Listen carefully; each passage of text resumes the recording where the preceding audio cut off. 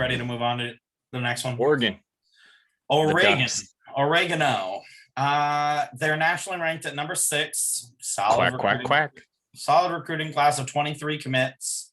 I think they actually had the most in the conference. 19 4-stars, 4 3-stars, no 5-stars. But 19 4-stars. 19 4-stars, man. Lord. That's I mean, I'll take it any day. Stacking that freaking roster, man. Currently ranked number 1 in the Pac-12. Last year they were number 1 in the Pac-12, and moving forward, they're number 1 in the Pac-12. Their previous national rank was 11th, and their next year rank is 21st. I think that they move up next year. A lot of the better players tend to wait until the end of the season to sign, or at least part of the way into the season. And you know, when they announced Mario Cristobal as the head coach, I wasn't super sold on it. Like, it was fine hire. It made sense to me, but I also just like wasn't blown away by it. But he's taken Oregon way farther than they were when he took over. What was it? Willie Taggart was.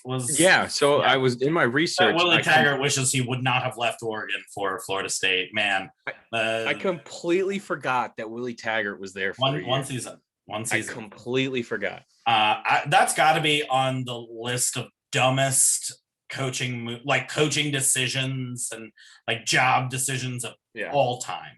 Because he got fired from Florida State for honestly dumb reasons. Yeah. He shouldn't have been fired at Florida State. But man, just completely random. Yeah. Well, anyways, back to Oregon. They're good. They're a solid team.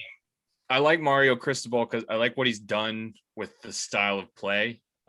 We're familiar with Oregon being that, high flying option offense, no defense. Yeah. But he's flipped not it that anymore. I think it's more. It's better if they really want to compete in the playoffs. Yeah. Now they're one of the most dominant teams on defense. They've got so much talent on that side of the ball. They've also upgraded. They've taken over the spot from Wisconsin basically as the best offensive line pretty much every year now in college football, which is another big positive if you got playoff aspirations. They run the ball more. They play a more traditional football. Yeah, but it's also more successful if you look at it on the grand scheme of things. So I agree. So I'm looking at their schedule, and we'll go through their schedule here in a minute. But what happens? Oregon beats Ohio State if it happens. And then that would happen. All the Ohio State fans. I would love for it to happen, but they don't play USC in the regular season. Their toughest game is at Washington. Like I'm about to give you a scenario that would blow my mind if it happened. It's not going to happen, but I hope it does.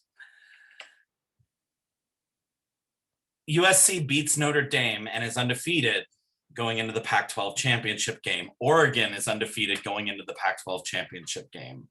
I like it. And we're looking at having potentially 2 Pac-12 teams in the playoff. It's the discussion we have every year in the SEC is like Alabama plays Florida or Georgia. It was actually Georgia for the most part. Right. Alabama plays Georgia every year. It's like, well, can both of them make the playoff? Right. But now it's with the Pac-12. I like where your head's at. And I generally think the Pac-12 is the 4th best conference in the country. But if that happened, I mean, there's no denying that both teams are extremely good. And then the Pac-12 championship game is a close game. What? Maybe I like it. Maybe we've got 2 Pac-12. Dude, I want different teams in the playoffs. I do too. I just want different teams. I do too. I need some parity. Yeah, I'd love to see USC make it because they haven't ever made it. I agree. I would like to see some different teams. Oregon hasn't made it since the first playoff, right? It was the first playoff that they made. They're not that far removed from it. Yeah. I would love to see that happen. Yeah, I agree. But so their schedule, they start off with Fresno State. And then their second game is at Ohio State. If they win that, they're solidly ranked top 5. second. Yeah. I mean, and then they get Stony Brook. I feel bad for Stony Brook if they do lose that Oh. game to Ohio State and they're coming and they just take out all that frustration. Oh man, and them kids. Then they've got Arizona, Stanford, Cal, UCLA, Colorado, Washington State, Utah, and then Oregon State. I don't see them losing a game in the Pac-12. I don't either, not on the surface, but it is difficult. They do have all 3 of their toughest road or all their toughest conference games are on the road at UCLA, at Washington, and at Utah. Yeah.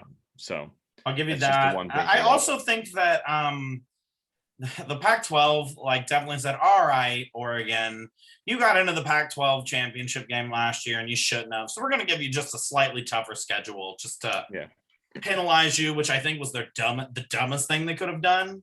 But the Pac-12 is ran by idiots, so it is what it is. So I think we both think Oregon, USC, Pac-12 championship game. Yeah. Potentially a big old matchup if they both go on runs or maybe just lose one game.